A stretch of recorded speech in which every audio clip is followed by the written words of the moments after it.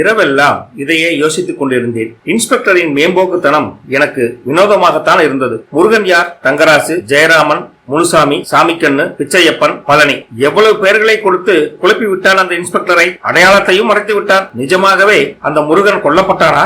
Inspector சொன்னது போல் தனி ஆளாக மேஸ்திரி குறுகிய பள்ளத்தில் இன்னும் பள்ளம் தோண்டி புதைத்திருக்க முடியுமா? வாய்ப்பு இருக்குமா? இருக்காதா? எனக்கு அது சாத்தியமில்லை என்று தோன்றியது. சாத்தியமாக இருந்தால் முருகன் பத்திரமாக பூமியில் 8 அடிக்கு கீழே புதைந்திருக்க அவன் மேல் கருங்கல் அஸ்திவாரம் எழுப்பப்பட்டு விட்டது.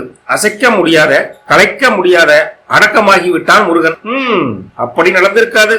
பின் எப்படி? யோசித்து பார்த்தேன். குழப்பம் அதிகமாகியது. தூங்கி போய்விட்டேன். மேம்போக்கான தூக்கம்தான். வாங்கய்யா வாங்கய்யா என்று முருகன் என்னை கூப்பிட்டது போல் தோன்றியது. வள்ளி உடம்பின் பல பாகங்களிலிருந்தும் ரூபாய் நோட்டுகளை எடுத்தாள். மேஸ்திரி கடப்பாறையை அலம்பிக் கொண்டிருந்தான். சனியன், ரத்தக்கரை போக மாட்டேன் என்கிறது என்று புலம்பிக் கொண்டே அதை கழுவிக் கொண்டிருந்தான் அந்த மேஸ்திரி. திடுக்கிட்டு எழுந்தேன். ஓ கனவா? சிந்தனை பளிச்சென்றிருந்தது. அந்த காட்சி என் மனதில் மறுபடியும் நடந்தது. முரட்டுச் சண்டையில் மேஸ்திரி முருகனை கடப்பாறையால் மண்டையில் அடித்துவிட அந்த கணத்தில் வாய் திறந்து கூட கத்தக்கூட சமயமில்லாது அவன் இறந்திருக்க சவத்தை குறுகிய காலத்தில் மறைக்க மேஸ்திரி என்னதான் செய்வான்?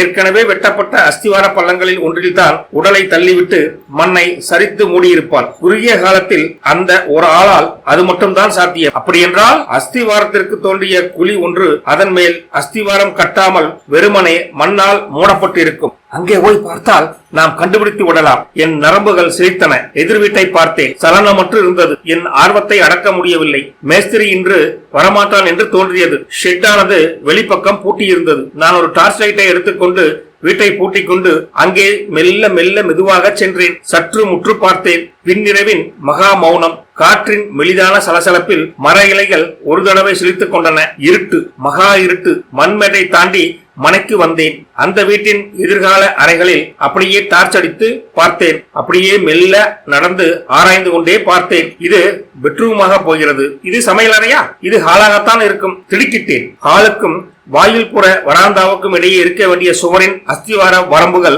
சற்று தள்ளி அமைக்கப்பட்டிருந்து அதில் கயிறு ஒன்று கட்டியிருந்தது. அதன் அருகில் யோசனையோ யோசனை. தெளிவாக முன்னிருந்த அஸ்திவார பள்ளம் மண்ணால் நிரப்பப்பட்டு இருந்தது. அந்த மணல் நிரப்பல் சற்று தொளதொளவென்று தொலைந்து உயர்ந்தது. அதாவது தளர்ந்து உயர்ந்தது. மற்ற இடங்களில் காய்ந்த மண்ணிலிருந்து வேறுபட்டும் இருந்தது. டார்ச்சொலியை மேலும் கீழும் ஓட்டி பார்த்தேன். நிச்சயமாக சமீபத்தில் நிரப்பப்பட்டிருக்கும் குழிதான் அது. அந்த மண்ணை மிதித்து பார்த்தபோது என்று யாரோ கனைக்கும் சத்தம் கேட்டது. என் ரத்தம் உறைந்துதான் போச்சு. திரும்பினேன். மண்மேட்டின் மேல் கருப்பான ஒரு உருவம். டார்ச் ஒளி அவன் முகத்தில் வீச அவன்தான் மேஸ்திரி. யாருங்க? அது ஐயாங்களா? என்ன இந்த நேரத்தில் இங்க வந்திருக்கீங்க என்று சத்தமாக கேட்பது போல் இருந்தது. உண்மைதான், கனவல்ல, நிஜம்தான் அது. அவன் குரலில் சாராய நடியோட வந்தது. அபாயமும் இருந்தது.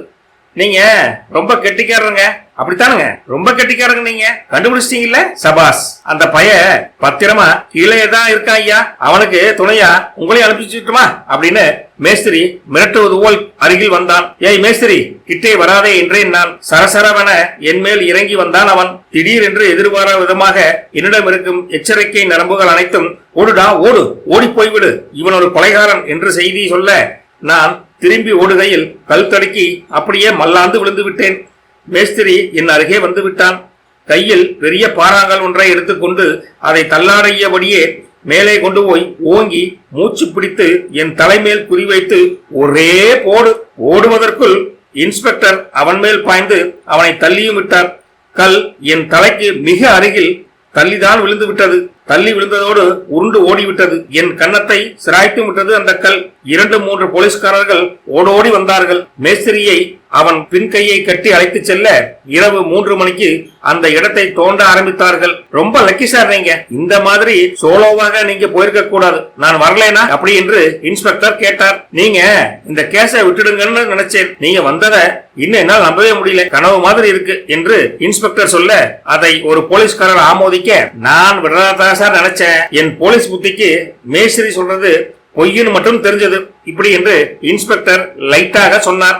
ராத்திரி படுத்துக் கொண்டிருந்த போது இதை யோசிச்சேன். திடீர்னு உங்க மாதிரி எனக்கும் தோணுச்சு சார். கொண்டிருந்தா இருக்கிற குழியிலே தள்ளிவிட்டு மண்ணை போட்டு மூடுவானே தவிர புதுசா குழி வெட்ட மாட்டான்னு நினைச்சேன். திடீர்னு ஸ்ட்ரைக் ஆச்சு.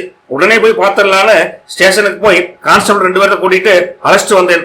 வந்து பார்த்தா அப்படி என்று இன்ஸ்பெக்டர் சொல்லிக் கொண்டே போக, சார் இங்கே வந்து பாருங்க என்றான் வெட்டி கொண்டிருந்தவன். வாரீங்களா என்று கேட்க, இன்ஸ்பெக்டரும் நானும் அந்த புதைகுழியில் அடைபட்ட முருகனை பார்க்க சென்றோம்.